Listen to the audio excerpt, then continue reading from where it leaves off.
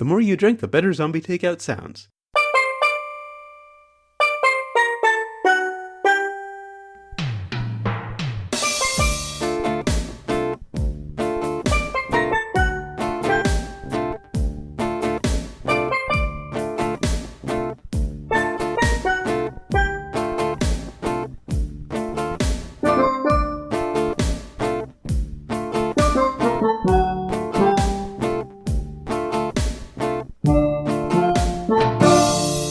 What's up? Welcome to episode 280 of Zombie Takeout, the B-Movie and Cult Movie Podcast. I'm Uncle John. And I'm Scotto. And before we get to this week's movie, we've got some very interesting listener submitted this week. This is probably, I can't even remember how far back listener submitted was this good. Mm-hmm. I can't even remember. First off, we have John Phillips on our Facebook page in reference to last week's episode, our review of True Stories. He said, for the third film, will you be choosing Neil Young? He's directed a few films. And I pointed out that no, next week will actually be Christmas on Mars, co-directed and co-starring Wayne Coyne from Flaming Lips. Nice.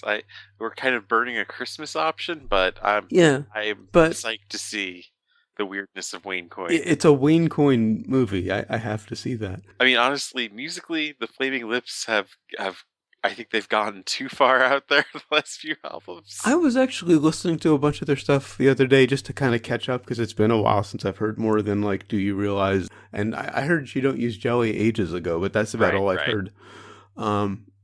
It's interesting, but it's not something I could really get into. But I do appreciate the weirdness.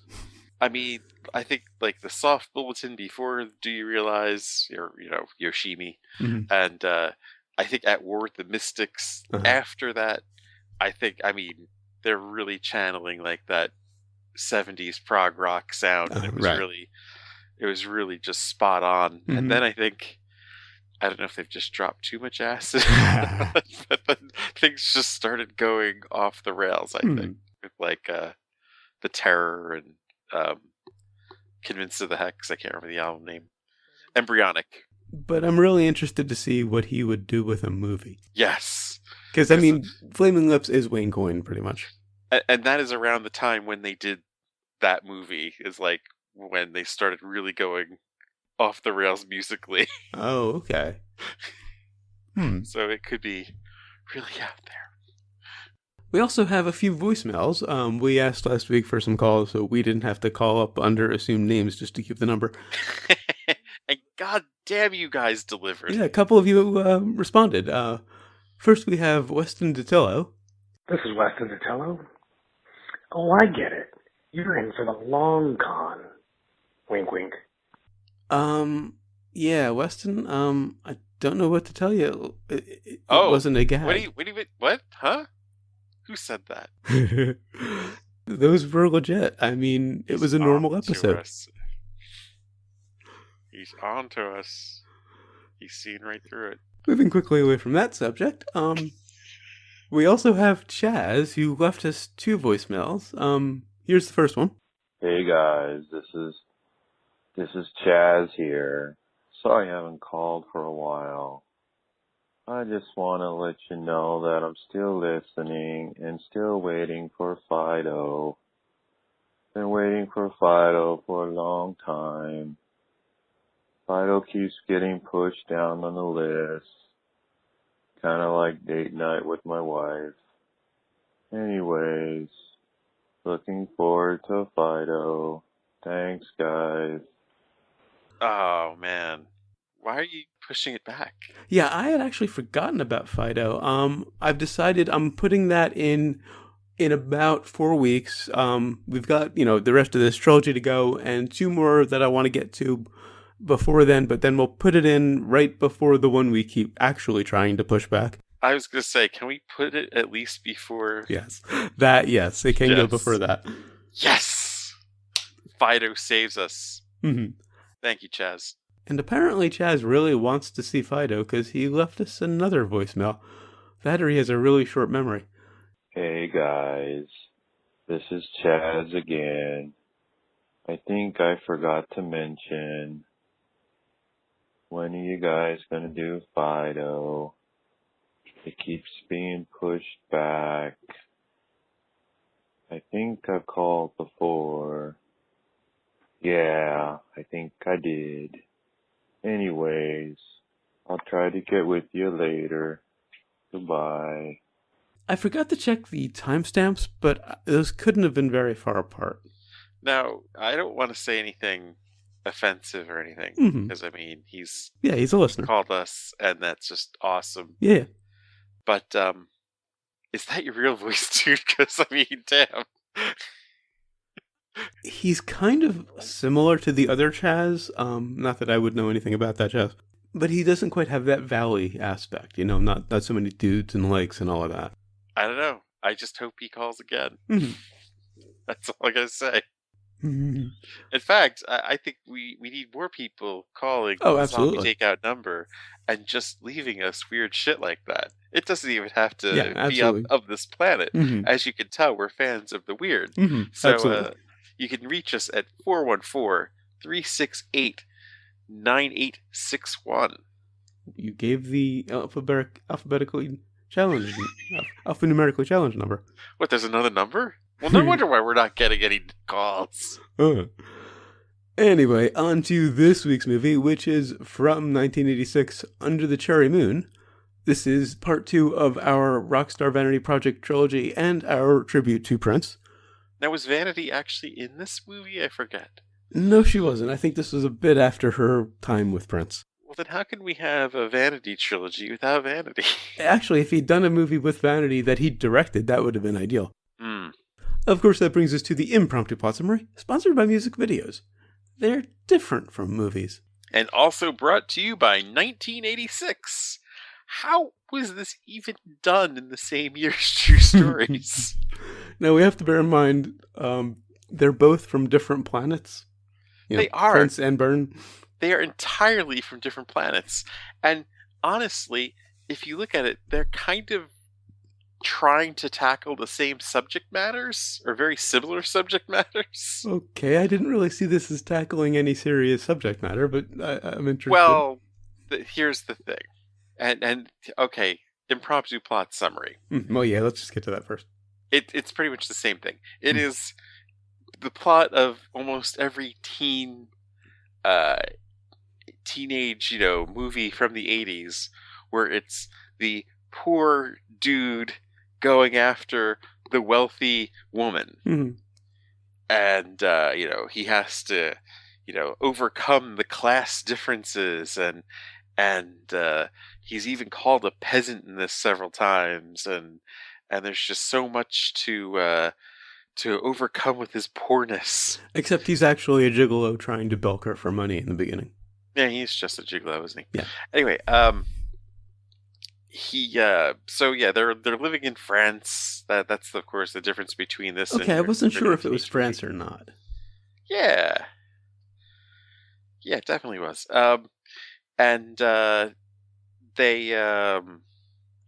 They go through all the things where he's trying out for the money, but then he falls in love. Of course, and then it somehow gets back to her that he was originally out for her money. But he's changed. He has to rush to the airport to stop her flight. And, then it then it gets serious. And then they drop the teen stuff and they go a bit older. And, hilarity ensues. Quite literally in this case, because this has got to be one of the most entertaining train wrecks I've seen in a long time. And I think it speaks to something we learned early on in this show, haven't talked about in a while. They had fun, so we had fun. Because Prince and Jerome Benton were having a fucking blast making this movie. Oh, yeah. And it really shows. They could have given a fuck less about the type of movie that was being made. It was quite obvious about that. And overall, it really feels like an extended music video. Definitely. Like, one of those 10-minute music videos that has a bit of acting and then the song and a little bit of acting. Except this had 40 minutes of talking and random stuff and then the song. And then another 40 minutes of stuff. Now, the only part that really was not fun about this was this script. Well, yeah. That writer was not having fun. Mm-hmm. That writer thought they came up with a masterpiece. star-crossed lovers masterpiece. They thought they were being original for some reason. Now, I should mention that the film was a critical and commercial failure, winning 5 Golden Raspberries, including Worst Picture, tying with Howard the Duck. Which, you know what? As bad as this movie was, it is bullshit because this was the same year as Madonna's Shanghai Surprise. Oh, wow. Mrs. Scotto asked me as she usually does, asks me what I thought of the movie, Mm-hmm. and I said, it was terrible. But wait a minute, it wasn't Madonna terrible, because that's a whole other level of just hideousness. Right. I mean, any movie she's been in, even a good movie, like A League of Their Own, where she was just, haha, I'm here. Right. But the movie she starred in, I actually haven't seen that one for good reason, because I'm not a fan of hers or her husband, Sean Penn, who was in that, I believe.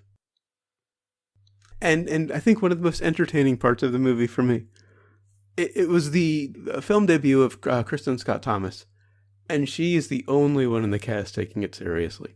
Yeah. She is acting the hell out of this role. And everybody around her just gives no shits. It's brilliant. I mean, the guy they have playing the father, because I guess Ted Knight wasn't available for this. Right. Actually, the actor who plays her father reminds me a lot of Uwe Boll. I mean, he's actually a good actor, but you could just see the paycheck sticking out of the back pocket when he was doing this. Yes, he'll never be with my daughter. And actually, Terrence Stamp was originally cast in that role, but I quit early in the production. And Kristin Scott Thomas has actually been disdainful of the film. In an interview in 2005, she said, "When I left drama school, I was more afraid of not working than of the actual material I was being offered. And if you look at my first film, you'll understand what I mean." But come on, you're doing a film with Prince. Mm-hmm. I mean, to the actual tribute side of this episode, it's not the output or the productivity that we necessarily like about Prince. It's the personality. Yeah. Well, in this sense, yes. In the movie, absolutely. He was a brilliant musician. Of course. That was his art. That was where he shined. I mean, it really didn't connect with me personally, but I mean, I could respect his musicianship, and just any story I've heard about his personality, it's just fucking amazing. Mm-hmm. Whether it's Charlie Murphy, which I hope you got to see somewhere. Oh, not yet. No. Okay. I totally forgot to look for that. After last week's recording, I was talking to Uncle John about the Chappelle Show episode with Prince, where Charlie Murphy gives him the Rick James treatment. And in addition to Prince, who is obviously having a blast and is a lot of fun in this movie, I loved Jerome Benton, who plays his brother and kind of his sidekick in the Confidence Scheme. And of course, you could see how he was nominated for a Razzie for this performance, too. Jerome Benton, better known as the guy who holds the mirror in The Time. Yeah. But I actually would like to see him act, and I do put that in quotes, more often, because he's just fun to watch. I mean, was he even fucked up during most of this, you think? It wouldn't surprise me. Because he was just, especially towards the end when he was quote-unquote angry. Mm-hmm. Yeah. What the fuck was that? See, most of it was fun, and he was just, fucking around until he had to actually act at the end. And even when he was angry, he was still having fun. He couldn't stop having fun to be angry. And I like it when movies fail, so I even got a kick out of that. Speaking of when movies fail, the scene where they found the bats in the restaurant. What the fuck? That was like the first surprise of the movie, actually. Yeah. I mean, and it was deep into it. It was like a good hour into it. It was after the first song. The bats? What? They're in this restaurant, and Christopher, Prince's character, says something along the lines of, I'm not afraid of death. I'm not afraid of anything, whatever. And Tricky, Jerome Benton's character, says, "Are you afraid of bats?" Points, and he turns around and sees these bats hanging upside down in the restaurant. In the restaurant, right. And everybody runs out of the restaurant, and it was like a scene from a trauma film. It was one of those, mass running away from scenes where they just have a ton of extras running. So, it went so B-movie. Up until that point, everything that happened in this movie you could see coming from a mile away. You could, but it was still fun. Like the wrong window gag, I still laughed. I mean, I saw it a mile away. It was obvious. You knew the wrong window gag was going to happen and everything. You could see everything coming. But I still laughed. It was still funny. Yeah, because you knew what was happening. And but the bats were just like wait, what? Well, there was one other what the fuck early on. When she points out that he's wearing a wedding ring, and Prince Christopher, yeah, and he has like 3 different mood swings in like 2 seconds.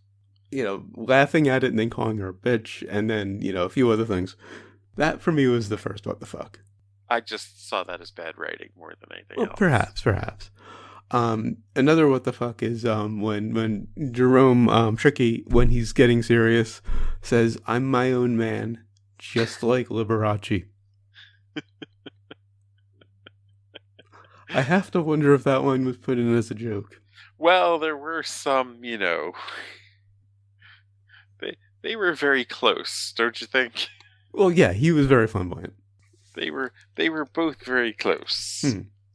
I also loved his punches when he was fighting at the end of the movie. So incredibly, beautifully fake. Oh, and that sound effect. Yeah. It was like watching a Three Stooges movie where they were trying to make it an action film. I also really kind of liked the timeless feeling of the movie because it feels like it could be like set in the 30s or 40s. But at one point he pulls out a boombox. Oh, it was in black and white, so that it does give you that feeling. Mm-hmm. But I mean, it was obviously 80s. And you have, Prince's costumes are very much like what he wears on stage. But up until they pulled out the boombox in the middle, I was kind of thinking maybe it could have been set, decades earlier.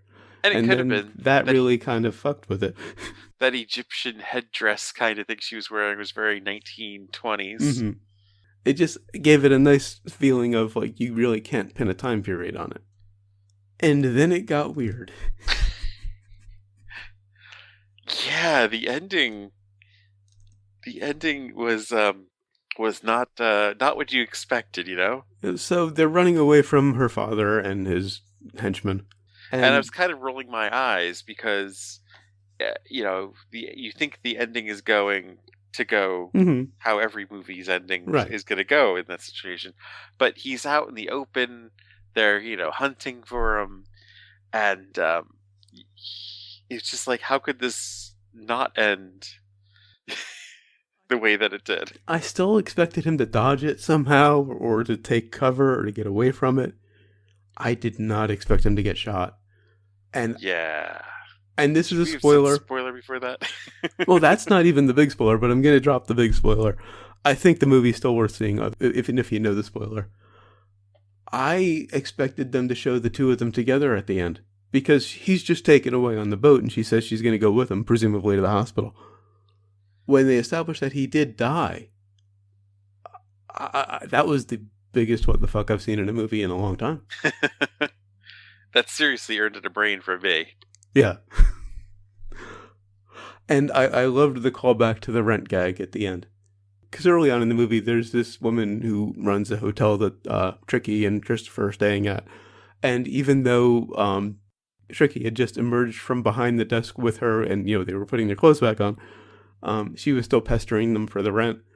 And then at the end, he starts pestering her for the rent. It was just a nice callback to earlier in the film. I'm done with my notes. Let's see. No sequels or remakes. Well, with, Yeah, well, obviously Prince is no longer with us. I still kind of would like to see, I kind of want to see the Uwe Boll version. I think because Steven Berkoff, the actor who played Mr. Sharon, reminded me of Uwe Boll. I kind of started thinking in that direction. And then you get Andre 3000 from... Oh, of course. Yes. Yeah, to play Prince's part. Perfect. Or apparently CeeLo Green's nickname has always been Fat Prince.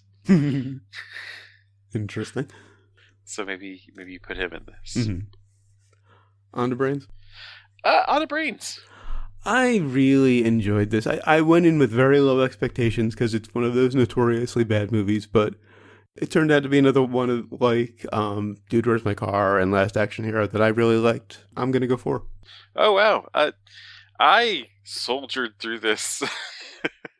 I don't think I was at a tapping out point, but it was just kind of like look at the time. Okay.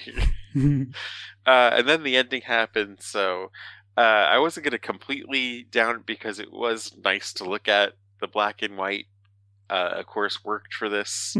Was kind of hoping they would do a little bit more with color here and there, but they never did. But I guess it was before Schindler's List, so, no one was thinking of doing that in a black and white movie until then. So I'm going 2 Brains. And what have we learned?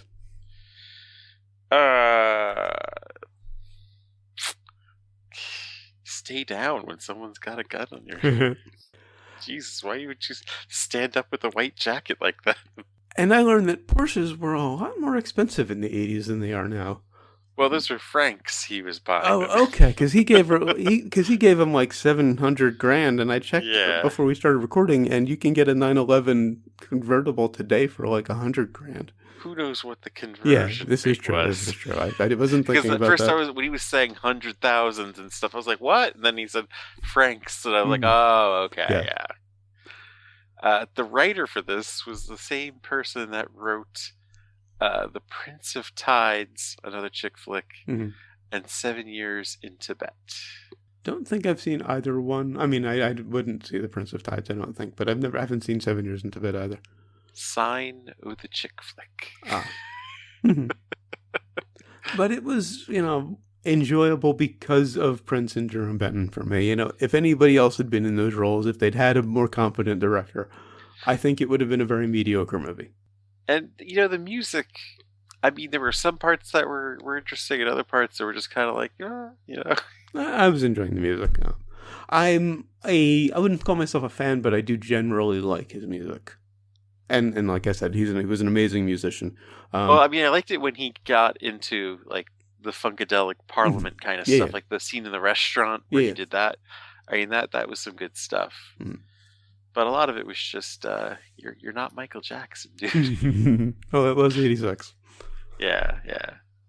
All right, so until next time, when we'll be reviewing Christmas on Mars, this completes our trilogy. And again, like we said, Wayne Coyne movie. This should be interesting, especially on Mars. I should watch it sober, I'm thinking. I just won't get it. The more you drink, the better it looks. Yeah, probably. Until then, go to zombietakeout.com, check out the album art, the episode description, of course, the episode itself, which you're already listening to. Links to find us on Facebook, Twitter, Google+, and YouTube. Links to subscribe via RSS and iTunes. Please leave us a rating and a review on iTunes. We'd really appreciate it. Also, if you enjoy the show, spread the word. Give us a little word of mouth. Of course, we appreciate all of the listeners we have, especially those who leave us weird voicemails.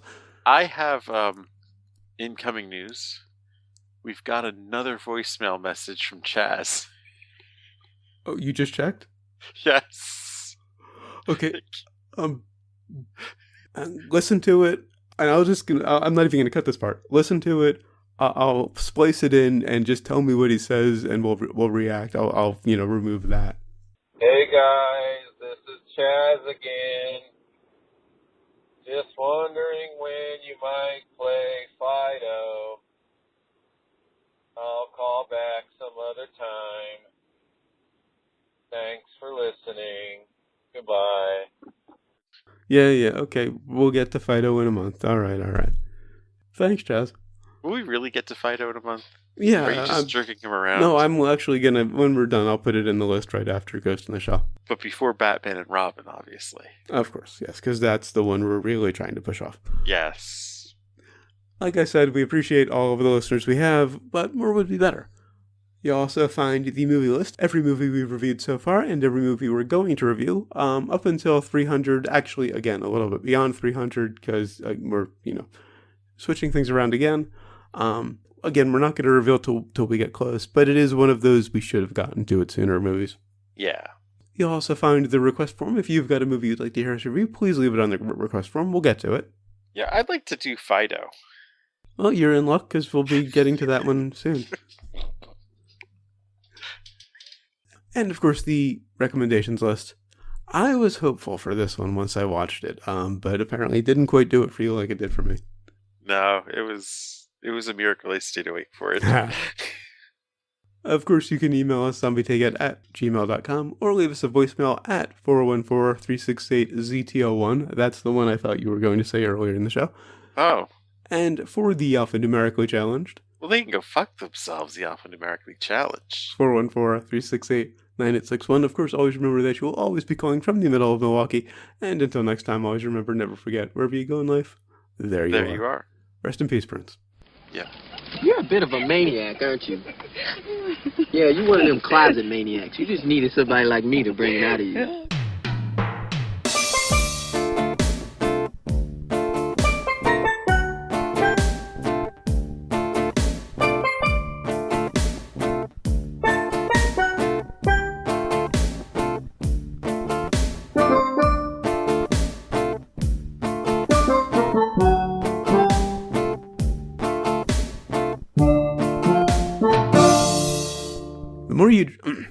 The more you drink, the better zombie takeout sounds.